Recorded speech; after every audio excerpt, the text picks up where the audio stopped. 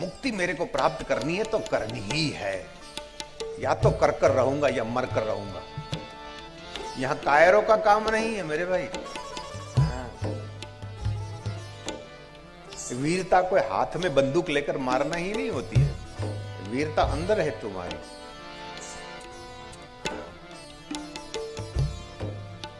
श्रीमद् भागवत आपको और हमको यही कला बताने वाले हैं।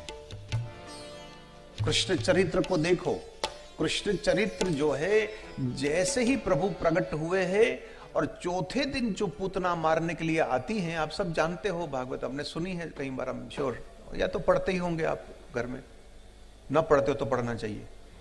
तो पूतना को मारना ये कोई साधारण बात नहीं है, है? 20 साल आगे सोचे भगवान ने, पूतना को आज मारूं तो 20 साल के बाद क्या होगा। पूतना का अर्थ हुआ अविद्या। जीवन में मेरे को सफलता चाहिए तो मेरे पास विद्या होनी चाहिए, सद्बुद्धि चाहिए। संपत्ति काम नहीं करेगी, संपत्ति तो आपका नसीब का, भाग्य का खेल है, उसी के ऊपर नहीं चलना है। आपकी काबिलियत जो है उसी के आधार के ऊपर चलना है। कुछ हद तक जो पतंग उड़ती है ना, वो हवा से उड़ती है, बाकी एक बार आकाश में ऊपर चढ़ जाए फिर वो हवा से नहीं उड़ती, वो अपनी काबिलियत से उड़ती है। आपको भी यही करना चाहिए।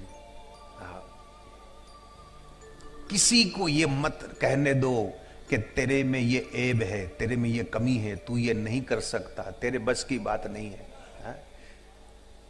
जो आलसी लोग हैं उनके पास बहाना है, मेरा अमुक परिवार में जन्म नहीं हुआ इसीलिए मैं नहीं सफल हुआ, मेरे को पैसा नहीं मिला इसलिए मैं कर नहीं पाया भागवत, मुझे मौका नहीं मिला था इसलिए मैं निष्फल हो गया।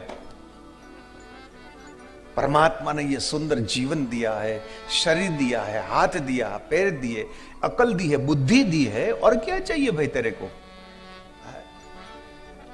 याद देना, भगवान परिणाम नहीं बेचते, भगवान बी बेचता है।